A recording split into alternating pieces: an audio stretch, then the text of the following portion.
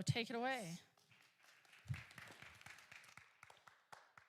They asked me to come tonight because I'm an expert friend, so I'm really excited to share my wisdom with you. Let's talk about friendship. If we haven't met, look around the room. I see a few faces. I think I recognize every face, but it's great to be with you all tonight.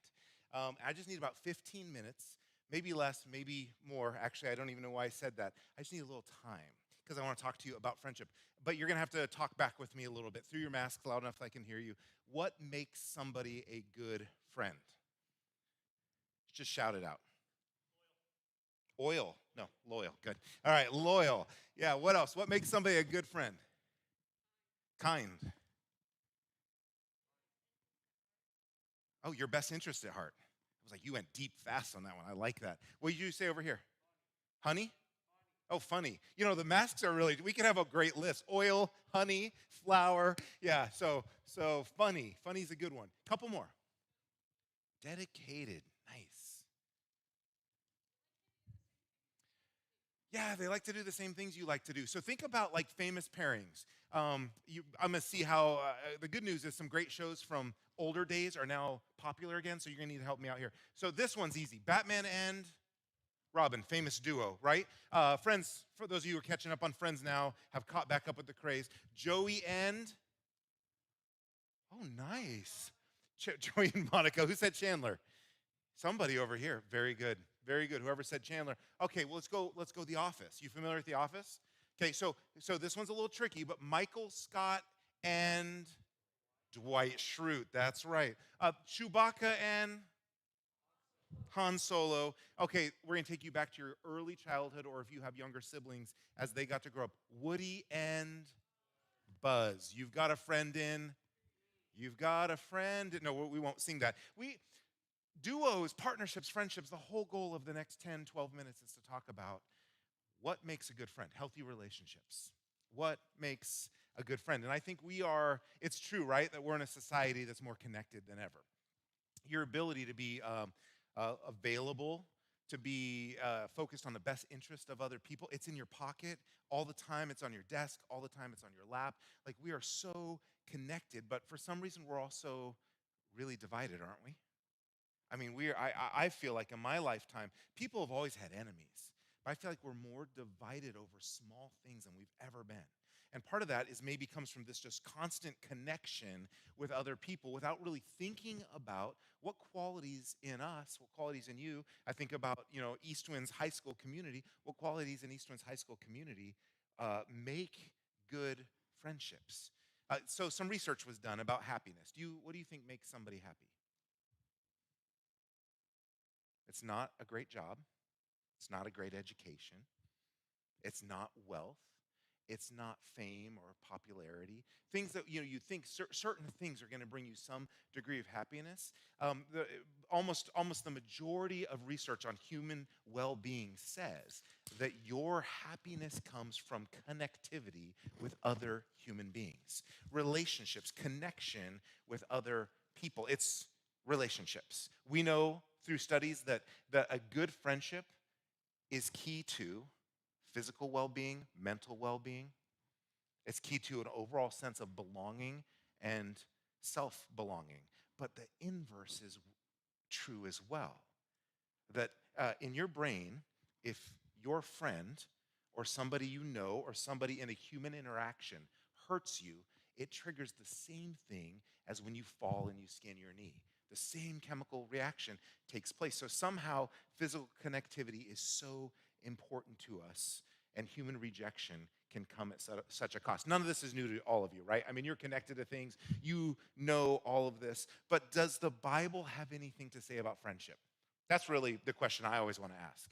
Does Jesus have anything to say about meaningful, valuable friendships? And so we're going to be in a story, and we're going to kind of take this idea of duos, partnerships, how things go. And we're just going to look at what makes a good friend. Luke chapter 10. I'm going to grab my Bible over here because I want to read it to you. Luke chapter 10, you have Jesus in one of his fascinating conversations he has with people about life. And so if you ever want to explore your faith deeper, if you want to ask questions about what does it mean to be a Christian or a follower of Jesus, I just recommend open Matthew, Mark, Luke, or John. At least John and I would both say go to John because it is but Luke is fantastic as well. Each of them tell the stories of how Jesus interacted with people, what he said, what he thought. Now here's why this is really important, because Jesus also claimed that he was God. So if you consider that for a second, he claimed he was God. He then was put to death, and his followers, the church exists today. Christians believe he rose from the dead and overcame death. If that's all true, which I believe it is, then what he has to say about friendships is far more important than like a BuzzFeed quiz or anything else, right? Far more important. If you could ask God what it takes to be a good friend, wouldn't that'd be pretty good, right? So Luke chapter 10, we have Jesus who claims to be God saying a few things about friendship. But initially, you may not catch it. I didn't catch it at first, so I want to read it to you. He's telling a story within a story, and the story goes like this. A really good person comes to him and says, Jesus, I've got a question for you. How do you be the best person? And Jesus says, well, you got to love God with all your heart, with all your soul, with all your mind, with all your strength, and you need to love your neighbor as yourself. And the person goes, okay, how do you love your neighbor? Who's my neighbor? And this is the story Jesus tells. It says a man was going from Jerusalem to Jericho, and he was attacked by robbers. They stripped him of his clothes, beat him, and went away, leaving him half dead. So a priest walks by, and a priest sees this man and immediately cuts across the street, wants nothing to do with him, goes along his way. Jesus continues and he says, but then a Levite. And so a priest would be like a pastor, or but a Levite would be like the best, whoever the most Christian person in this group is. Raise your hand.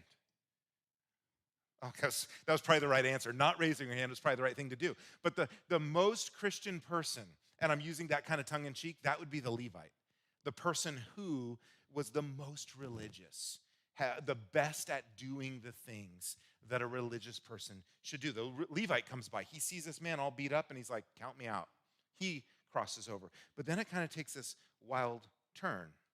And it says, but a Samaritan, as he traveled along, he came to where the man was. He saw him, and he took pity on him. He went, bandaged his wounds. He poured oil. So whoever said oil, good answer. He poured oil and wine on him. That was to sanitize his wounds so they didn't get infected. Then he put the man on his donkey. He brought him to an inn to take care of him. And it says when he got to the inn, he didn't even leave. He said, I'll tell you what, everything this guy needs, I'll take care of it. Make sure he gets better. And then he looks to the guy and says, so who was the good neighbor? And he says, well, clearly the good Samaritan. The Samaritan was, and Jesus says, go and do likewise. What does that have to do with friendship? Does that sound like a friendship story? I mean, there's a guy beat up on the side of the road. And no, let's retell the story. Give me a grade. 9th, 10th, 11th, 12th. 10th grade. Give me a gender.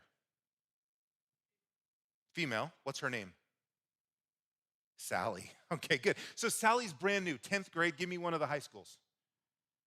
Timberline. Sally's brand new, 10th grade, Timberline. She shows up, doesn't know anybody. Her parents moved here because they're part of the exodus from California and all these other places. And they're here, and Sally shows up, and she's got her earbuds in, and she kind of keeps her head down. She keeps to herself. She goes to classes. Some people are like, that new girl's kind of cool. Others like, she's kind of weird. No one really knows how to connect with Sally. But eventually a group of girls are like, hey, you know what? I don't like how Sally's always like too good for us. She's always got her earbuds in. She never paid. We try to be nice to her. She doesn't give us the time of day. She's all like whatever, cool from her other place and her other friends. And so they decide, you know what? We're going to blow her up, right? So they come up with some ideas to totally like smear her on social media. They're going to take some pictures. They're going to call her a few names. They're going to throw them out there, and then people are going to share them, and they make this whole plan, right? And then someone takes it a little further, and they're like, you know what? Actually, Sally needs to learn a lesson, all right? She needs to learn a lesson so that she knows you don't show up at Timberline as a new 10th grader and walk around like you own this place. So tell you what, do you have a break at Timberline? Oh, during off-campus lunch, let's teach her a lesson over at Starbucks.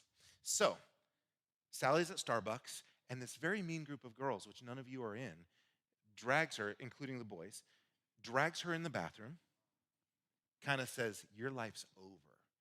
And they start beating on her, taking pictures of it. It's going to be the funniest thing, right? Super funny. Everyone's going to share about it. It's going to pass around to hundreds. It's going to go viral because these things do, and it's going to be awesome. And then a straight A student from Timberland walks in the bathroom. Oh, I do not want to be part of this, right? So she closes the door and she goes on her way. And then Jesus says he's telling this story because he's telling it to you today, not back with some Samaritan would say, all right, so straight A student, no time. They don't want to get caught up in this at all. It doesn't fit their scene. So they move on. But then an Eastwind high school student comes by. They open the door, they look in, they're like, oh, this is really bad. I should do something about this. But the bell's about to ring. I've had a bunch of tardies already, and my mom said, if I'm tardy again, that's it. I don't know what that's it means, but that's it. And I don't want that's it to happen. So I'm sure she'll be fine. Closes the door and walks away. And then a random student comes along, kind of student you wouldn't expect anything from. Opens the door and says, hey, what's going on? What are you doing? Like, this is like, leave her alone. Leave her alone. And they start making a noise. And the girls who are doing all of this to Sally, they're like, all right. And they leave. And she goes down. She gets down to Sally's level. And she's like, are you okay? I am so sorry that this happened.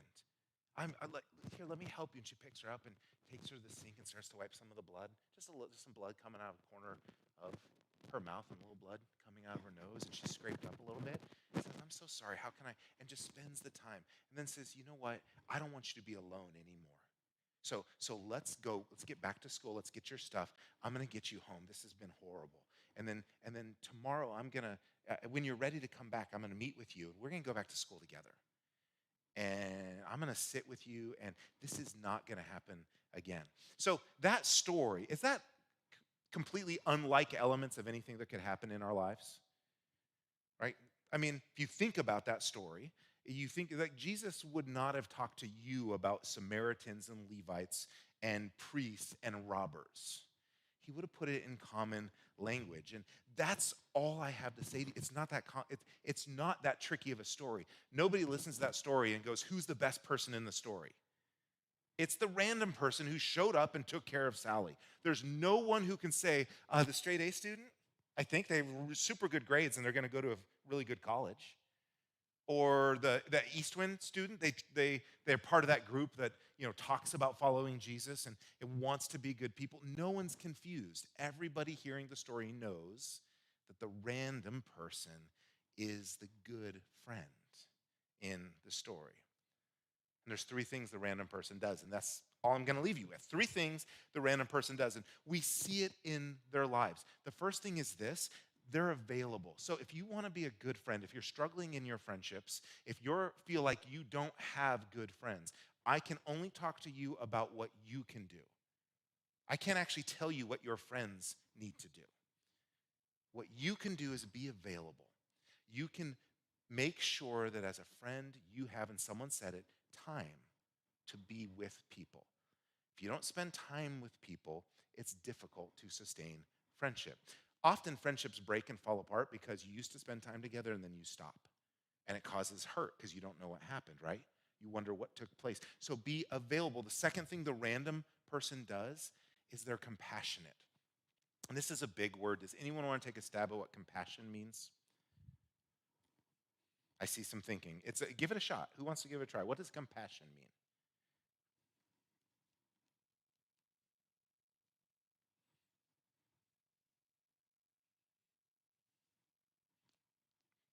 You two together at the same time. Delaney, what'd you say?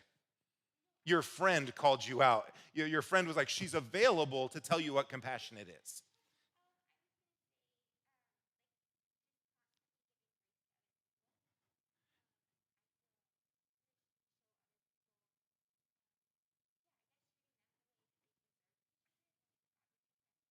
Yeah, that's good.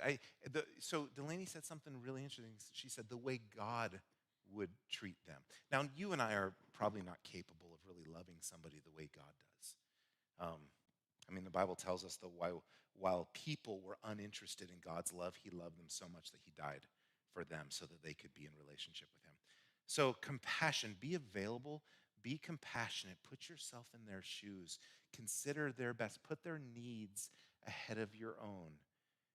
This, if everybody did this, no group anywhere would be talking about how to be a friend. There'd be no anti-bullying groups. There would be no one eats alone lunch commissions. There would be like, this would not be an issue. This would not be an issue, but it is an issue.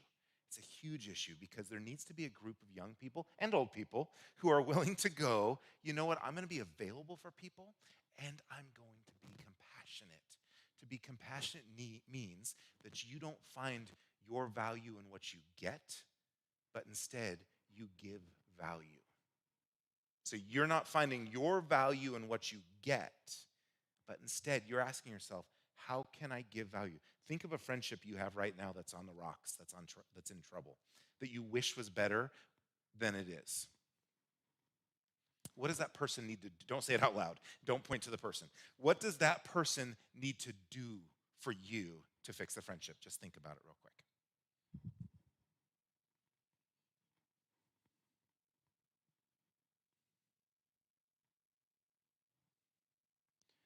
Whatever answer you have, I'm going to say is most likely not going to solve anything.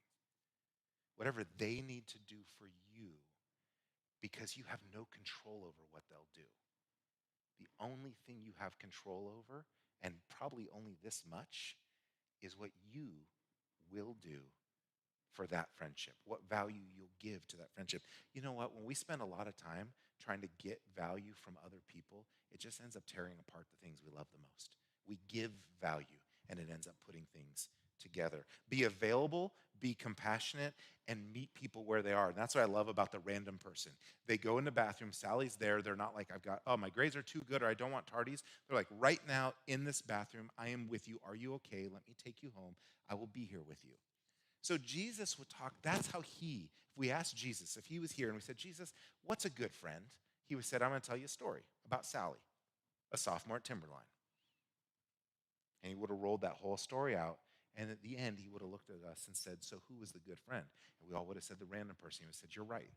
That was the person who was available, who was compassionate, and who met her where she was. So when you think about your friends, you've got to meet them where they are.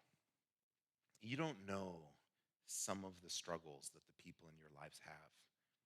You don't know some of the pain they have. They don't know some of the pain you have. So you just have to decide, I'm going to meet you where you are so we can build this friendship. I actually have a dream for any church anywhere.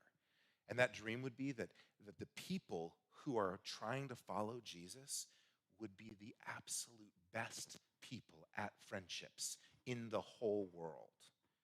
No one would be better than them because they would always be sacrificing, laying down their rights, giving grace, meeting people where they're. I have that dream, and I think for this group, since I'm the pastor here at Eastwind, if you guys don't know that, for this group, I'd say what God's going to do in Eastwind in the future, it's actually sitting in this room right now. This is what it's about. It's not about like Sundays with all of our moms and dads and adults. It's about what's happening in this room right now. And if there's going to be something that's going to break this crazy division that we're seeing around us, it's going to start in this room right now.